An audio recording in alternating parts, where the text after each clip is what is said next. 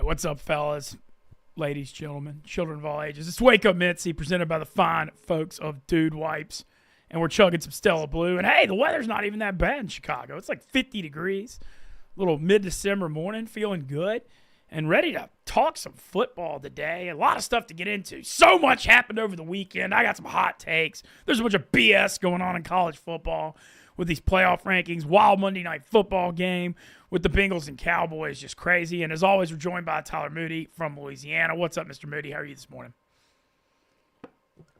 We're waiting on Moody to get on. I want to touch on. There he is. Yeah, What's up? I'm here. What's up, brother? What's up? How are we doing this morning, man? Yeah, crazy weekend across the board. Obviously, now everything is set in stone, and he forgot to set his mic up or his headphones. Typical Mints. What's up, boys? Good morning, everyone. Hope we're doing well out there. Hope everybody had a good weekend.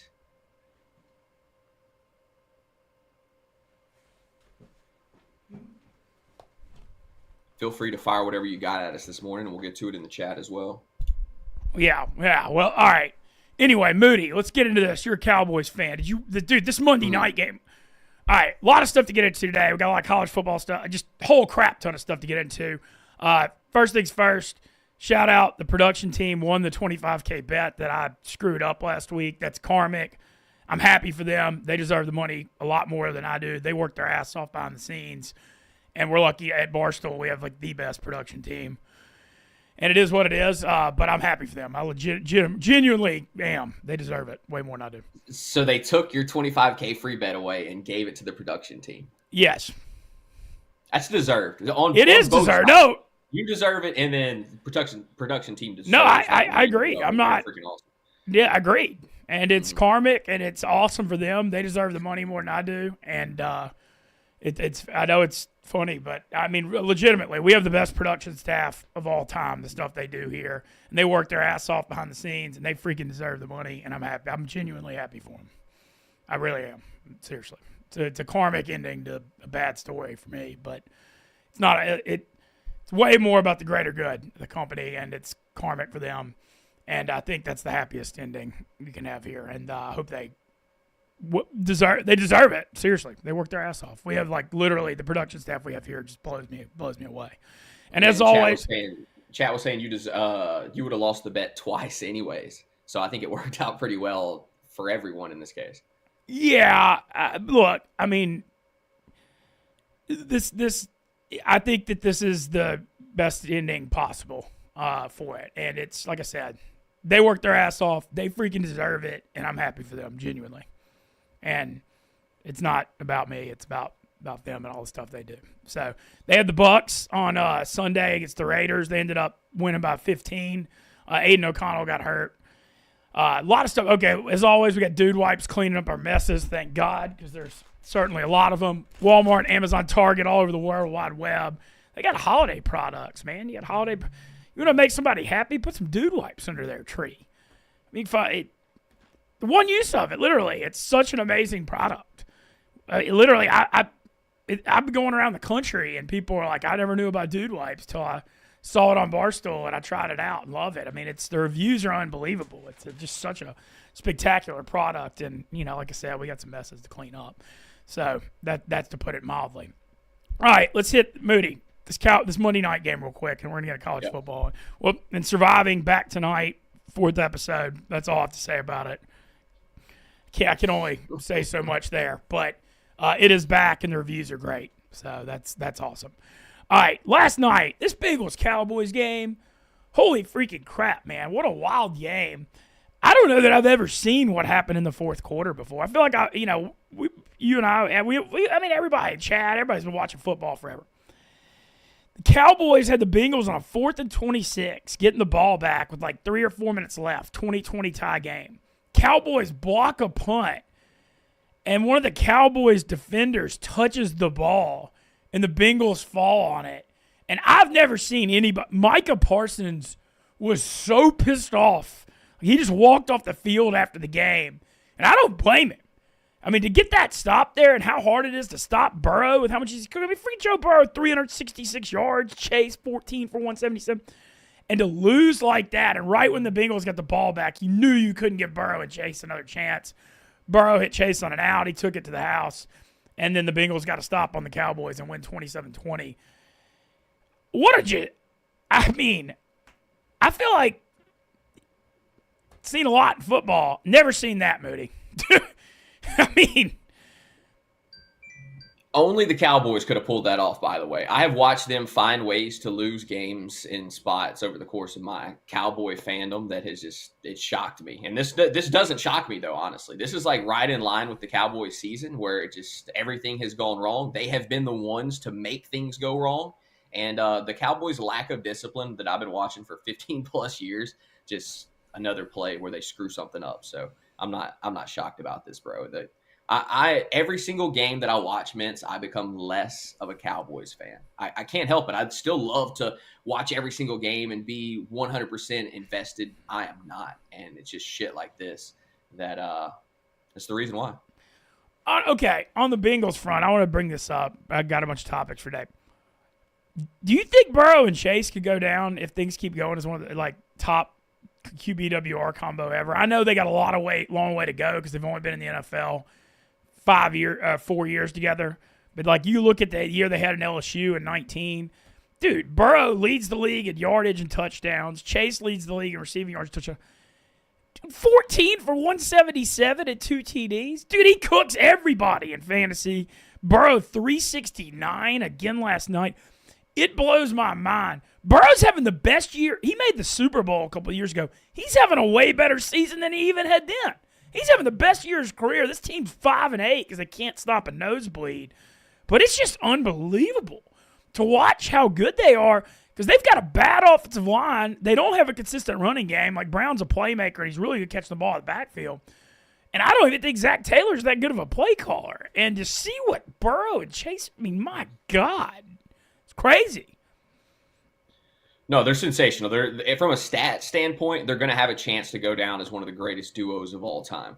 The problem is they got to win something in order for them to ever be in the true conversation with Montana and Rice. They're never going to be in that conversation if they don't put rings on their fingers. And right now with the players around them, the system around them, that feels so far away, which is crazy because they are so talented. They are easily the top duo in the league right now. They have been for the last couple of years. I think they'll continue to be that for the next few, but they've got to put a ring on their finger to ever be in the conversation for one of the greatest duos of all time. Well, yeah, and then you look at they almost won they barely lost the Super Bowl to the Rams a few years ago. But, man, since then, Mike Brown, it goes back to their ownership. I mean, I'll just point-blank call it out. He paid Burrow, but he don't want to pay nobody. They hadn't given Trey Hendrickson leads the freaking NFL in sacks. He hadn't gotten paid. T. Higgins is on a franchise tag. I don't know if they're going to be able to keep him. I actually understand that because you can only pay so many probably people. got to go. It just doesn't make sense. Yeah, but then they hadn't. They're going to pay Chase, but they hadn't paid him yet. And I think it comes from ownership all the way down. Just going tight budget. And losing, they lost DJ Reader, one of the really top run-stopping defensive tackles in the NFL. And their defense is depleted. And it's just a shame because I really feel like you're looking at a spot where Burrow and Chase's career could get wasted because of the ownership problems in Cincinnati. We're going to get into college football here. There's a lot to say.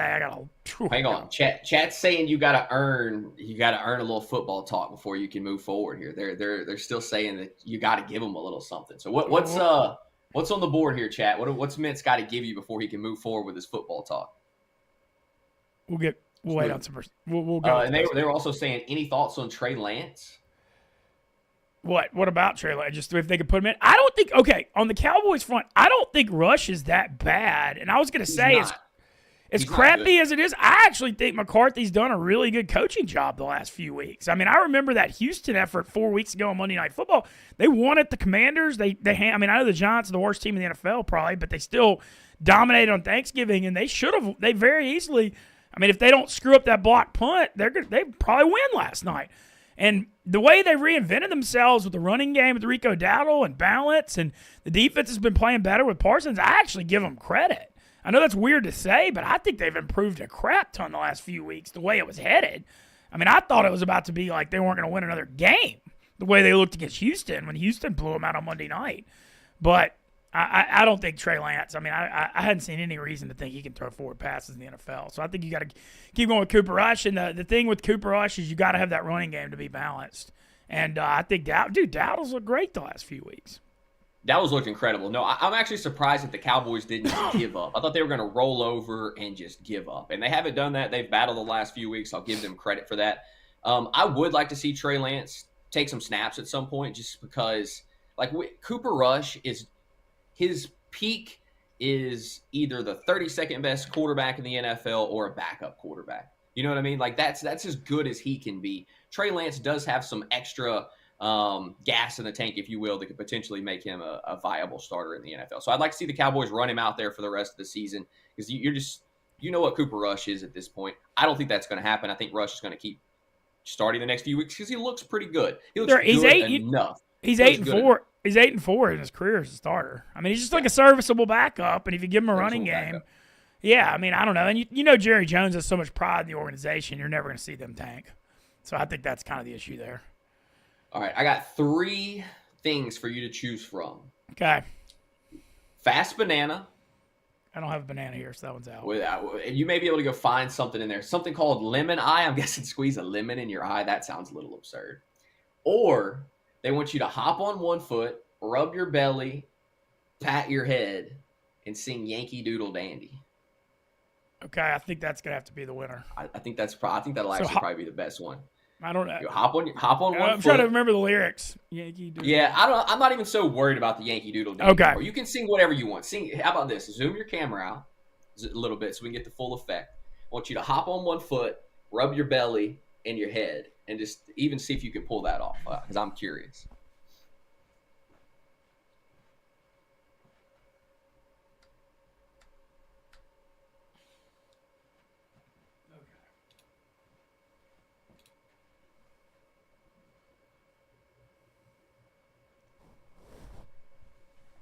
Ugh, Yankee Doodle Dandy. I don't know what the hell I'm doing, but we're here.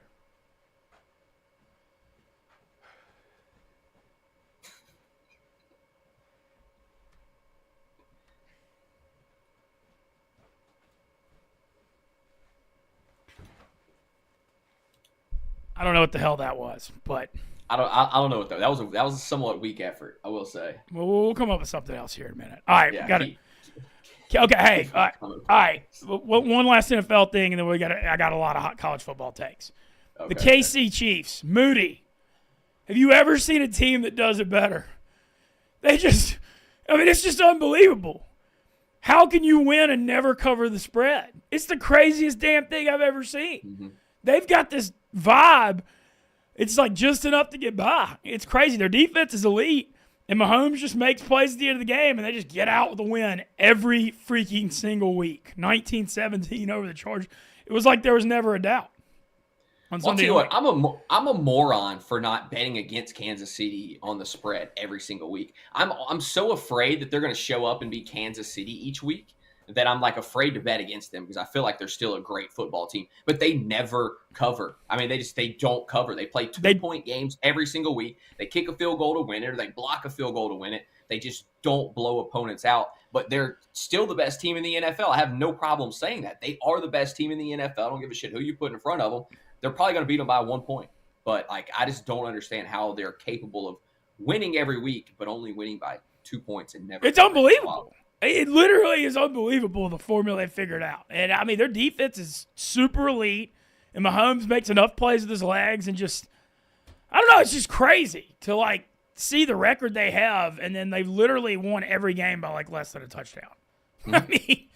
I mean, like, every other team in the NFL, when they're a favorite, they win and they cover. And then, like, KC's done it, like, has, like, wins and no covers, like, 9 times. But they clinched the AFC West.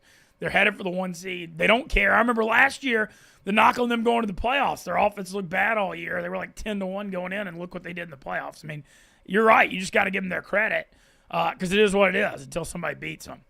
Did you watch that Bills-Rams game Sunday?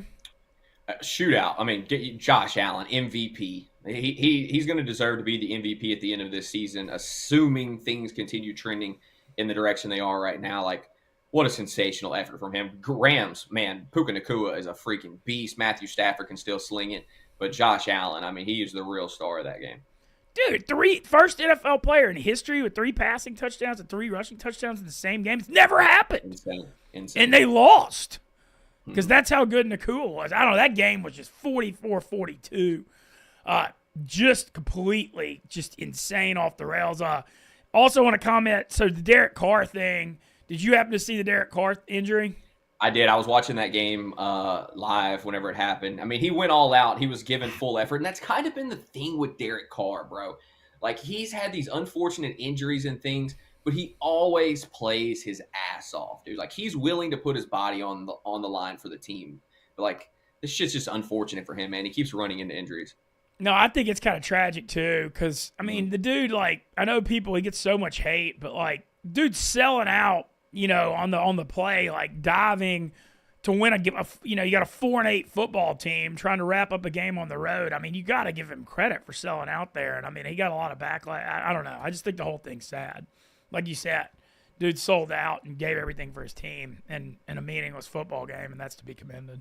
Who is the best player in the NFL right now that gets a bad rap? Or like they get a bunch of just hate thrown at them, or they, you know, like they are underappreciated. I feel like Derek Carr is one of those people. Yeah, I think that's totally fair. Like, I know Carr, obviously, he's not elite. Nobody's saying he is. But look what happens when Hayner or Rattler gets in there. I mean, they have a chance to win with Carr. And, you know, like, you look at all the Saints' problems, it's Olave and Taysom Hill getting hurt and them being out of weapons. And like I said, I'm not sitting here saying Carr's a Super Bowl quarterback, but you can win 9 or 10 games with them if everything went right. And I don't know. I just think the whole thing is sad. I wanted to comment on it because dude's like selling out in like 35 years old on the road in New York when the football team's 4-9 trying to win the game and gets hurt. I mean, I don't know. The whole thing kind of felt a little tragic to me. It really, really did. And so I wanted to comment on it. All right, college football. We got some takes here. College football playoffs, Moody. A lot of stuff happened over the weekend. Conference championship weekend. First, dude, Arizona State. I mean, my God, dude. Kenny freaking Dillingham. One of the best coaching jobs I've ever seen in sports. Ever. This team, he took over last year. They were on NCAA probation. He takes them to the Big 12. To go 10-2 and win the Big 12, nobody saw this. They were picked to finish like last in the freaking conference. I mean, just unbelievable. They beat the hell out of Iowa State. They end up the number 4 seed with the bye. And they'll play the winner of Texas-Clemson. But got to give a shout-out to the job he did at Arizona State. A lot of fallout. SEC championship game. I watched. A lot of stuff to say on that. Carson Beck, UCL injury, going to be out for the Sugar Bowl now for Georgia. I'll say Gunnar Stockton came in there and gave him Beck hadn't been that good anyway, but I know he's your starter. He has been disappointing. The defense is still super elite. They held Texas to, you saw them hold them to 19 points or whatever. The defense is what gives them a chance, but Georgia, another SEC championship. Weird game. Defensive game, which wasn't too surprising. Quinn Ewers, just not confident, Moody. I don't know. Just watching him, he's not that guy. He looked nervous in the fourth. It's Georgia. This happened both games. He does not look like this against other teams. It is something about Georgia. I don't know if it's just what they're showing pre-snap versus post-snap that's really got him confused, but he looks like a completely different quarterback against Georgia than everyone else. And that's one of the best defenses in the country. Georgia's freaking incredible across the board. They just give him fits. So I'm not ready to sell stock on Ewers just yet. I just think that schematically, Georgia is the one team that's really giving them fits, especially Ewers. Yeah, well, props to Georgia. They win the SEC. They win the SEC. They find a way when their quarterback goes down, and now they've earned the number 2 seed in the Sugar Bowl, and they will be playing the winner of Notre Dame, Indiana. Let's hop to how about Clemson? I want to say one thing on Carson Beck real quick. He's not just out for one game here. I think he's probably done for the season. The UCL, bro, the ulnar collateral ligament right there in your elbow, if you mess it up, it's not something that heals easily. And as someone who's thrown things for a long-ass time, I've messed mine up before, and it takes months to start feeling right. So, I think this is a situation where he's probably done for the year. I will give him a lot of credit if he works his way back and is able to take the field again. But I think Carson Beck's probably done. No, I would think so, too. UCLA, that's like your Tommy John throwing the ball, right? Yeah. It's where they have Tommy John. Yeah, if you lose feeling in that, how can you throw a football? And Beck's not mobile either. Mm-hmm. Yeah, I don't know. It's kind of hate that for him. I think he's done for the year, which is a big blow for Georgia because he is your guy. I know he's been turnover prone, but it sucks whenever your leader goes down like that. I do think this is a bit of a red flag for Georgia. All right, so other stuff. SMU Clemson was nuts in the ACC championship game. Best game of the weekend. Dude, I mean, Clemson was up 31-14 in the fourth, and then I look up and SMU's driving to tie it with 30 seconds left. And SMU, give them credit, even though they lost, they saved their playoffs with that comeback. Because they'd have lost by 2 touchdowns, Bam would have gotten in, I think. But SMU fought back. They saved their playoff spot. They're the 11 seed, headed to Penn State. I still got a weird okay, this playoff thing, I mean, I get the 3 SEC 3 loss teams not getting in. And honestly, it's kind of for the best that they all didn't because it would have been so weird if 1 got in and 2 didn't. Mm-hmm. But, man, the biggest problem I have with the playoff, and I think that the committee, when they did this is going to change. It's the top 4 conference champions by thing. Dude, I'm looking at our partners at DraftKings. Boise State's the 3 seed. They play the winner of Penn State SMU in the Fiesta Bowl on New Year's Eve. Boise State's the longest odds to win this thing is the 3 seed, Moody. They're 65 to freaking 1. Arizona State's the 4 seed with the bye. They're 60 to 1. What's that tell you? That tells you the seeding is not just, it is so screwed up when they think the 11th and 12th best teams have the 3 and the 4 seeds. And what a wild, you got 3 West Coast teams with 3 of the top 4 seeds, and Oregon deserves it. This does not count toward them. Oregon's the one, they went undefeated, they deserve all of it. But that's just freaking crazy to me. And I think what you're going to see going forward, they got to change the rule on the top 4 seeds. Like if you win your conference championship, you're in the playoffs, period. I'm fine with that. But the bye thing has screwed everything up. Texas should have gotten a bye. You know, they lost a SEC championship by 3 in overtime. They should have gotten a bye. I think Notre Dame should have gotten a bye too, the way they've closed, to be honest. You can make an argument for Notre Dame or Penn State. Notre Dame got the 7, Penn State the 6. Penn State, wild Big Ten championship game, by the way. I mean, what a crazy shootout that was. You don't normally see Penn State in games like that, but can't really punish them for losing to the number 1 team in the country. They fought in that game. I know they were down most of it, but they certainly didn't embarrass themselves. But it's just the seeding seems so screwed up to me.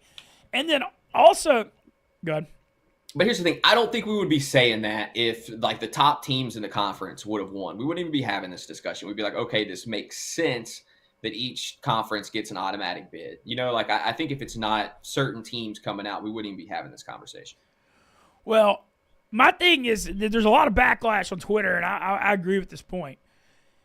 What this committee showed here is it literally just matters to not lose. It's not about who you play. It's not about who you play at all. Because you look at the schedule for these SEC teams, like why would A&M, for example, A&M loses to Notre Dame week 1. LSU lost to USC week 1. Why would you ever play those games again? Why would you ever do it? Yep. Because all this thing showed was, Indiana lost 1 game and they dominated, but they didn't beat anybody. SMU ends up losing 2 games. They don't have a top 25 win. It doesn't matter who you play. And so SEC teams will never schedule tough non-conference games again because all that matters, what this committee showed, is getting to the end with 2 losses. And so I think it sets a very dangerous precedent for college football. I'm not totally sure what the solution is. I feel like they may go to 14 or 16 teams. But I don't know. You look at like Jim Nagy, our friend, the head of the Senior Bowl, was talking about it. He was like, when you look at this playoff, the most NFL talent teams are just sitting on the sidelines. And it's just a shame. But I'm not even sure what the solution is because they did have 3 losses. Like Ole Miss, I don't want to sit here like they lost at home to Kentucky. You got nobody's fault but yours to believe that. But you did beat Georgia. The Bama thing, they blew it at Oklahoma. South Carolina's the hottest team. They probably have a beef. But I'm not sure what the solution is here, but I just know that, I look at these playoff matchups and I'm underwhelmed. Penn State, SMU, I don't know. I guess I'm just like the bitter Southern homer.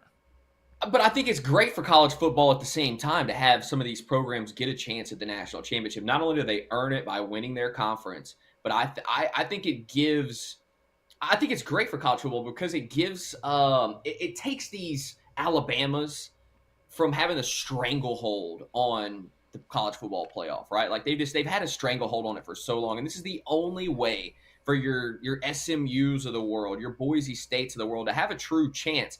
Now, what needs to happen, I don't think that it's going to happen, but the best thing right now would be if one of those two teams can make a little run here and add some legitimacy to their run. You know what I mean? Like to all of this. I don't think that's going to happen necessarily, but if it did, it would make it feel a lot more legitimate. And I think this argument that you're trying to present here, I think loses a little bit of its merit then.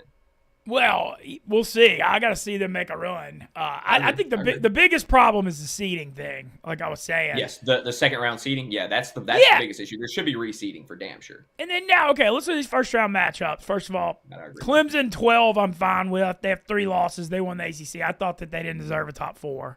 I get that. Texas an 11.5 point favorite over them in Austin. Next matchup, Penn State 8.5 at home against SMU.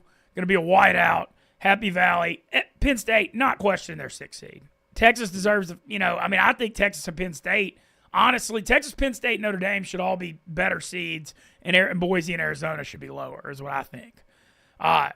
But we'll see what SMU's got here. I don't know. I don't know if they can go up to Happy Valley and win.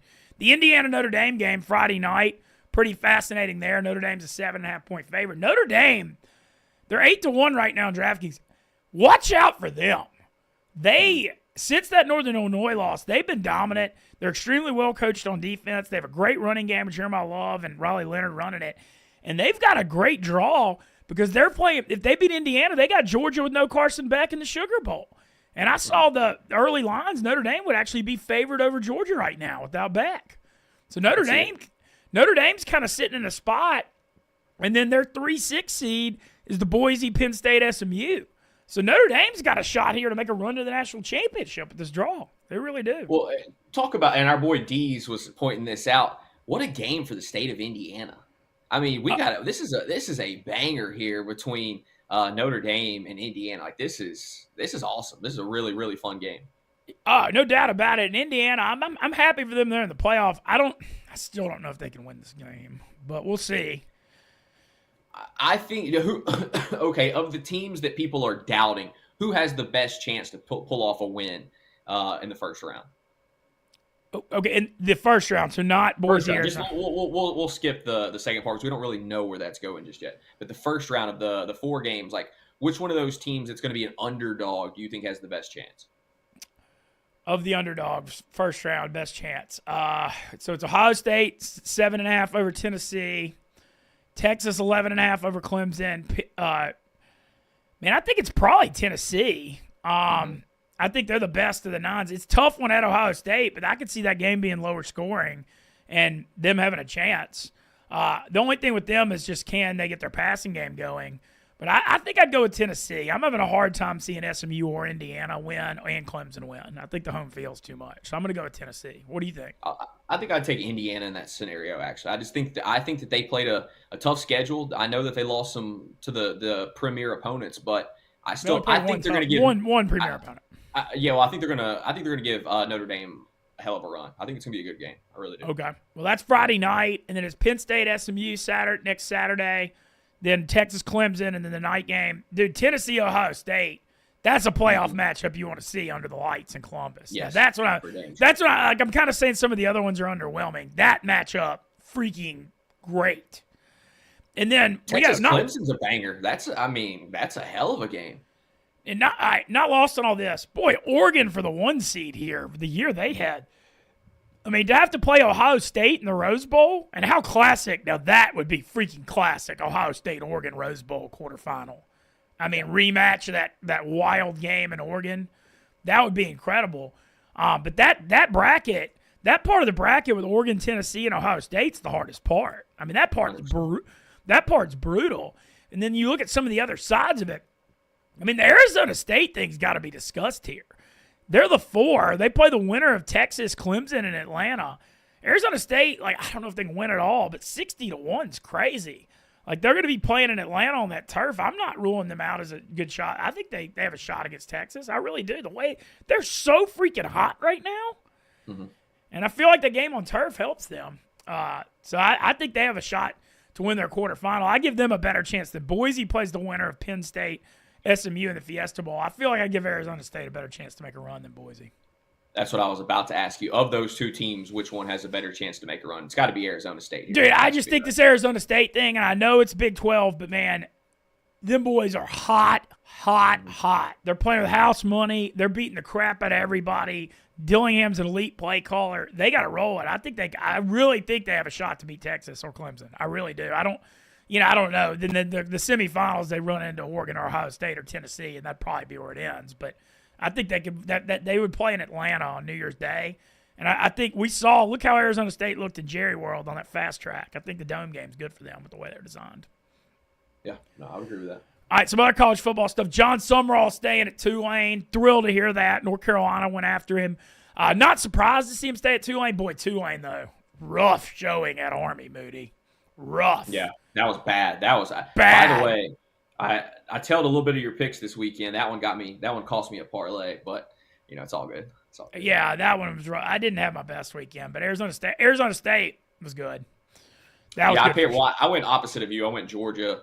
I had another ticket, dude. I had under 55.5 in the Clemson SMU game, and it's at 55 with like 20 seconds left. All I needed was that game to stay under to win 400 off like 18, and scored right there at the very end. Yeah, I had that under too, and that one I feel you on that. Yeah. That one stung me too. I hit a big parlay. I hit on that Arizona State game. I hit one that was like 25 to win 8-12 on Iowa State. Higgins over 100, the receiver. The Arizona State Scatterboo, the running back that's been going so crazy. I had his over, and then I had Arizona State alt line -6.5, and then over 58.5. So I banged one out and had a good weekend. That's a banger. Off that. Yeah. Well, speaking of college football performances, the Heisman right now, I mean, it looks like it's going to Travis Hunter. He's become a massive favorite. What's your thoughts on that? We hadn't really talked about it too much. Well, he's done something, and he's done something that's never been done before, going both ways, and he's going to win easily. The thing is the quarterback situation. None of the quarterbacks took a hold of it this year, and it's usually a quarterback award. But Miami ended up losing 2 games that knocked Cam Ward out. Gabriel had a really good year at Oregon, but maybe not quite a Heisman year, but I thought he deserves to make New York. Ashton Genty at Boise certainly has earned it. I mean, he had just insane year, over 2,000 yards. Boise losing 1 game. I mean, he's going to finish second, but Hunter's going to win it. And it's a foregone conclusion at this point. I don't think there's even too much to say. I mean, do you think he deserves it?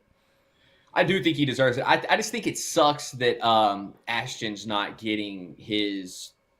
He deserves a Heisman. What he has done for Boise to put them into the college football playoff, to carry them, to run for as many yards as he has, damn near 30 rushing touchdowns. Like, he deserves a Heisman.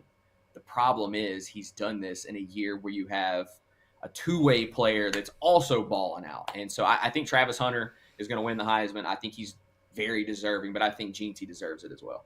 Yeah, I think that's fair. Well, you look at the season he's had. I mean, Boise's only loss is at Oregon 38-35. Is the number 1 team in the freaking country, and he ran for like almost 200 yards in that game.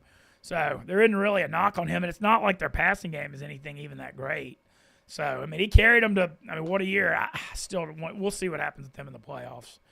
But I don't have too much of an argument there. What if he just runs all over everyone in the playoffs, just goes bananas? It would, and I know it's not going to impact it whatsoever, but would that change your opinion on who should have won the Heisman? Say he runs for $150 plus every game, they win the national championship. That would make no doubt. No. If Boise, they don't have to win the national championship to say that. If they get to the, honestly, if they even beat, yeah.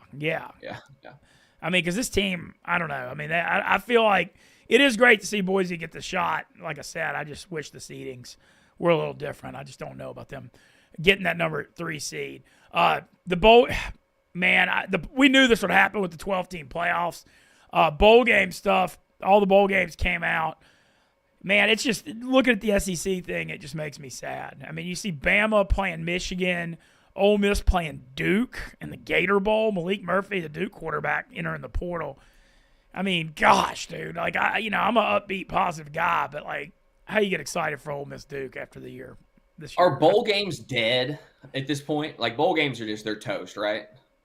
Well, I mean, I will say this. I thought more people would be opting out. Like Jackson Dart's going to play the bowl game. Trey Washington and Trey Amos, two Ole Miss's defensive studs, are playing. I mean, I think that's awesome. Dart's going to play one more game. He's broke all the Ole Miss records. I think that's cool. See him finish, hopefully, on a high note. But, yeah, well, the thing with the bowl games, here's my other biggest beef. We need a freaking G5 playoff, Moody. I've been screaming this from the heaven. Yeah. How about your hometown? Dude, one of the G5 playoff games should be in Shreveport. Army, Marshall? Yeah, Marshall wins the Sun Belt, which is a really tough league to win. And then the Indy Bowl gets Army. Army had their best season in my freaking lifetime. That's an unbelievable pull for the Indy Bowl. That should be a G5 playoff game. Literally. And I don't know. I just really wish that there was and I don't know if it'd be like a 4-team or an 8-team, but I think a G5 playoff would get so much interest and I know the bowl games is a TV thing, it makes money, but I'm telling you, a G5 playoff would be so on fire with Marshall and Army and Ohio, the MAC champion, and UNLV from the Mountain West, and like Jacksonville State, who won CUSA. I just feel like we're really getting deprived here, and I think that I think people don't realize how interested people would be in it. I think it would be so much. I think it would be a whole thing and so on fire if we had like an 8-team G5 playoff. I think it would become – because, who's lying to each other? This NIL here, it's not the same sport for the G5 and the P5. Nope, everybody knows it. Mm-hmm. Tulane probably be in there too. Well, and I think it would just put some interest back in these bowl games because, dude, I don't give a damn about any of these bowl games besides the college football playoff. I think bowls, as we once knew them, are dead. First off, they oversaturated the market. Now you've got the college football playoff. Even though Marshall and Army is a great game here in Shreveport, I don't really give a shit about it. You know what I mean? And I think that's one way that they could make bowls interesting again is to bring in a G5 playoff. And I think it might have been you that made this suggestion that I heard one time that I actually liked. Play the bowls to start the next season. Because that way you don't have guys opting out, going into the portal, doing all of this stuff. It's a great way to start the next year. And that way it adds some fire back into the bowl. Now, obviously, the problem with that is you'll have seniors that are graduating and they wouldn't get a chance to play. That's really the only thing I think that hurts that. But I think the bowls are dead right now. My interest in watching a bowl game is 0.01%. I'll still watch it because football season's almost over and it's fun to gamble on.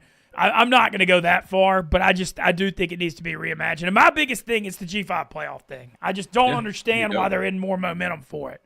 Because, literally, you could have the G5 conference champions, then, Tulane and UNLV would probably get in as second-place finishers in their conference. And I don't know. And then also Tulane quarterback Dario Mintza already entering the portal. The portal, that's the other thing you mentioned. The portal. That's the problem. Everybody has to leave at the semester. And, dude, Duke quarterback Malik Murphy transferring? What's going on? I mean, that kind of surprised me. Mintza leaving Tulane didn't surprise me. I've been hearing all year that was going to be hard to keep him. But they kept John Summerall, and that's what matters down in New Orleans. I think Summerall, he's rising star in college football, even with that loss to Army, and I thought that was a big, big thing. Agreed. Our chat was saying over here that we need to put together a wake-up parlay for the weekend. So basically, we'll give out a parlay on Thursdays for either the Saturday or Sunday games. I would be absolutely down to start putting that together. We don't bet basketball very much. When baseball season rolls back around, we could do some of that. But I think for Thursdays right now, going into the weekend, would be something we could definitely conjure Thursday night, Rams-Niners Thursday night too. Interesting one. Yeah. I think we could do two of them. We could do one for the Thursday night game, and then we could set one up for the weekend as well. I'm all about that. No, I love our partners at DraftKings. I'm going to Nashville for DraftKings World Championship, DFS World Championships this weekend. I'm excited about it, man. Love DraftKings. Our partners have a lot of fun to gamble on there. Just love drawing up. Man, it's just a different world now with the parlays, the same game parlays and the yardage and the touchdown story. It's like a different way to bet. Than I've gambled my whole life. And it's just so much fun to, be able to fire up these long shot parlays with low risk. And you can win, you can win $500,000. Shout out Blutman, by the way. Did you see the one Blutman hit last night? I didn't, Brad. I wasn't on Twitter very much. Dude, Blutman hit one 50 to win like 53 or 5,400 on the game last night. He had Chase over 120 with 2 touchdowns, CeeDee Lamb over 70, and a touchdown in Dallas, team total under 24.5. It was like 50 to win like 53-70. Damn, that's a banger. Hell Ball yeah. knower. Liam Butman. Yeah, ball knower. Ball knower. Sure. Man, awesome. happy. Dude, he's something, man. He's really something. But that was a super impressive win for him. Damn, what a that's sick. No, that's a hell of a win right there. Yeah, but we'll keep firing up. We'll definitely keep firing up the parlays. And this weekend, man, it's always a sad, like, there's one college football bowl game that's like South Alabama, Western Michigan Saturday night. You got Army, Navy, and you got the Heisman thing. But then, man, starting December next Friday, it's on with the playoffs and through the holidays. And then the college football playoffs extends all the way to the championship games like January the 20th, I believe. So at least it runs a little longer. But I don't know. Speaking of banging football, I saw some crazy high school football games this week. I know nobody gives a shit about it, but I think we get so caught up sometimes on college and pro that we forget that there is just some awesome football still happening at the high school level and like championships going on across the country. And that's still the essence of competition, right? Like the true essence of sports. You got these kids that aren't getting paid. They're playing for the love of the game, the love of their school. That's like still the purest form of football. And we had some bangers going on in the state of Louisiana this week. So I just wanted to, give some love to the real football players out there that aren't getting the money put in their bags just yet. Yeah, no, I love the high school thing, the high school games too. I say it all the time. I miss calling the games, and the Louisiana, the road to the Superdome is such a huge thing. The state championships are down in the Superdome this weekend. Did Calvary make it? Calvary got beat. So Calvary got beat on onside. They scored, gave up. The other team scored a touchdown. Onside kick, went down and kicked a field goal with 1 second left. That's how Calvary got beat.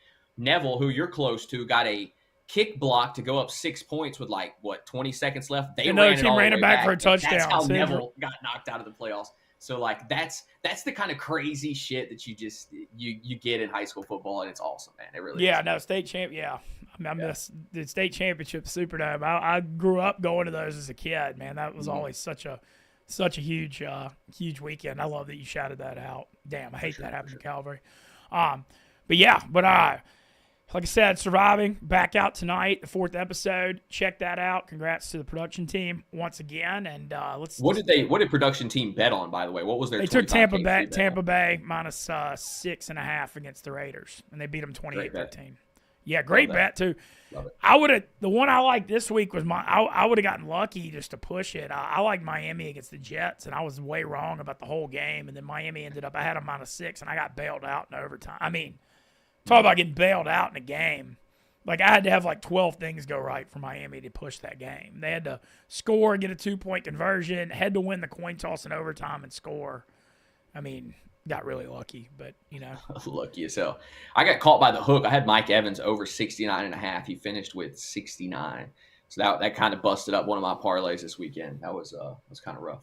Dude, the Sam Darnold thing too. Yeah, did you see the Sam Darnold 5 touchdowns?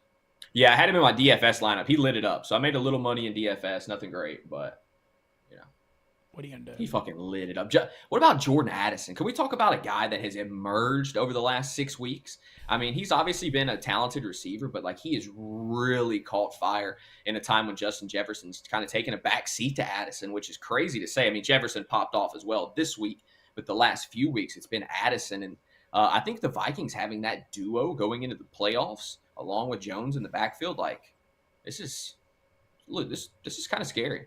Yeah, it's kind of one of those things, the Vikings thing, we keep waiting on them to fade, and they just don't do it. They don't. You just keep waiting on it. They're 11-2 right now, and, what a crazy – I say all the time, Kevin O'Connell, one of the most – probably most underrated coach of pro football. I think you could say. Yeah. Just dragging this team. And then remember 2 years ago, they were 11-0 or something? They ended up fading, and the Giants beat them in the playoffs, but it's not like the Vikings have that talented of a roster. They do have talent. you're right, Jefferson Addison it's turned into maybe one of the best receiving corps in the league. But who saw this Darnold thing coming? Well, you kind of called it out beginning of the year. You said you thought he was going to be their best option this season. I didn't think he'd be an MVP candidate. I thought he was going to be pretty good, but I don't know, man. It's crazy. 11-2 Vikings, wild. And The Eagles-Panthers thing, too. Did you see the guy bet $3 million on the Eagles money? Dude, I thought Xavier Leggett caught. He trapped that ball. I thought he caught it watching it first. That dude had to be crapping his pants. Can you imagine? I mean, that's $3 million on the line. What was it to win one? Like $500K. It was like he had minus 675 money line. I think it was like 3.1 million to win $400,000 or $500K. Dude, what a that sweat. is. I mean, even though he won, like, yeah, I mean, I feel like that was almost the anxiety. It was like too much for me to even handle. All right, like I said, check out Surviving tonight. Let's have a hell of a week. Chat said you can't finish the show until you give them a good effort on the belly rub and the head rub, and you can sing whatever song you want. But they said you can't end the show until you give them some song here. Yeah. Zoom your camera back out a little bit too, or not. He can't do both at the same time, y'all. Look, he can't physically do both at the same time. I don't know if he hasn't figured out, but he can't. We'll come up with something coordinated for tomorrow. Can you physically rub? This is some people can't do this. Rub your stomach and pat your head at the same time. All right, we'll see. Try that.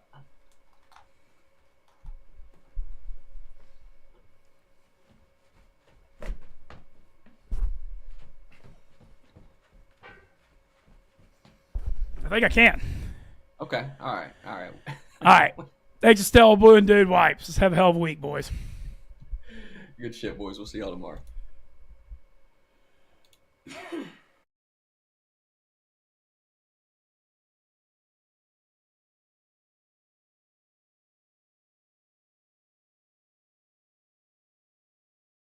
It's Stella Blue Coffee. And this season, maple pumpkin pie. But my morning routine would not be complete without Dumpkin Spice Dude Wipes. Oh, Mintzy, let it rip. Cheers, furry fellas. Coffee that fuels you, wipes that clean you.